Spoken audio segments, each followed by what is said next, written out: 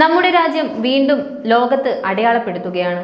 അത് പക്ഷേ രാജ്യത്തിന്റെ ദുരവസ്ഥയെ കൂടിയാണ് തുറന്നുകാട്ടുന്നത്. അന്തരീക്ഷ വായു ഗുണനിലവാര സൂചികയിൽ ലോകത്തെ ഏറ്റവും മലിനമായ 20 നഗരങ്ങളുടെ പട്ടികയിൽ 13 നഗരങ്ങളും നമ്മുടെ ഇന്ത്യയിലാണ്. അതിനൊപ്പം തന്നെ ലോകത്തിലെ ഏറ്റവും മലിനമായ നഗരവും ഇന്ത്യയിലാണെന്നാണ് പഠനം പറഞ്ഞു വെക്കുന്നത്. കേരളം പട്ടികയിൽ ഉൾപ്പെട്ടിട്ടില്ല എന്നതിൽ നമ്മൾ മലയാളികൾക്ക് അഭിമാനിക്കാം. സ്വിസ് എയർ ക്വാളിറ്റി ടെക്നോളജി കമ്പനിയായ ഐക്യു എയറിന്റെ 2024 ലോക വായു ഗുണനിലവാര റിപ്പോർട്ട് പ്രകാരം ലോകത്തിലെ ഏറ്റവും മലിനമായ നഗരം അസമിലെ ബർമിഹത്താണ്. ആഗോളതലത്തിൽ ഏറ്റവും മലിനമായ തലസ്ഥാന നഗരിയായി ഡൽഹി ഇപ്പോഴും തുടരുകയാണ്. അന്തരീക്ഷ വായു ഗുണനിലവാര സൂചികയിൽ ആഗോളതലത്തിൽ രാജ്യങ്ങളുടെ പട്ടികയിൽ ഇന്ത്യയുടെ സ്ഥാനം 5-ാമതാണ്. 2023 ഇത് 3-ാം സ്ഥാനമായിരുന്നു. സ്വല്പമെങ്കിലും മാറ്റം വന്നെന്ന് പറയാം. കഴിഞ്ഞ വർഷം ഇന്ത്യയിൽ PM 2.5 സാന്ദ്രതയിൽ 7% കുറവുണ്ടായിട്ടുണ്ട്. എന്നാൽ ലോകത്തിലെ ഏറ്റവും മലിനമായ 10 നഗരങ്ങളുടെ പട്ടികയിൽ 6ഉം ഇന്ത്യൻ നഗരങ്ങളാണെന്നത് ആശങ്കയുളവാക്കുന്ന കാര്യമാണ്. ഡൽഹിയിലെ ശരാശരി PM 2.5 സാന്ദ്രത ഒരു ക്യൂബിക് മീറ്ററിന് 91.6 മൈക്രോഗ്രാം എന്ന നിരക്കിലാണ്.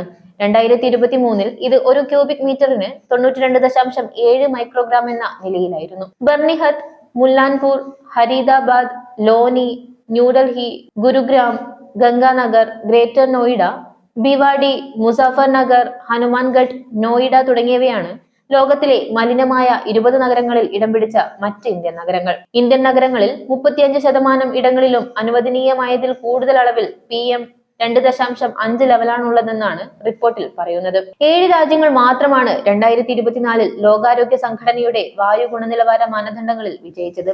Australia, New Zealand, Bahamas, Barbados, Grenada, Estonia, Iceland എന്നിവയാണ് ഈ 7 രാജ്യങ്ങൾ.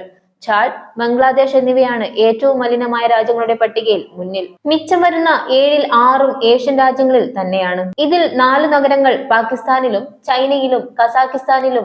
ആഫ്രിക്കൻ നഗരമായ ഇൻജമിനെയാണ് 20-ൽ ഏഷ്യക്ക് പുറത്തുള്ള ഏക നഗരം. രാജ്യത്തെ പ്രമുഖ നഗരങ്ങൾ പട്ടികയിൽ ഉൾപ്പെടുമ്പോൾ ഭൂരിഭാഗവും ഉത്തരേന്ത്യൻ നഗരങ്ങളാണ്. ദക്ഷിണേന്ത്യൻ നഗരങ്ങൾ പട്ടികയിൽ ഉൾപ്പെട്ടിട്ടില്ല എന്നതും ശ്രദ്ധേയമാണ്.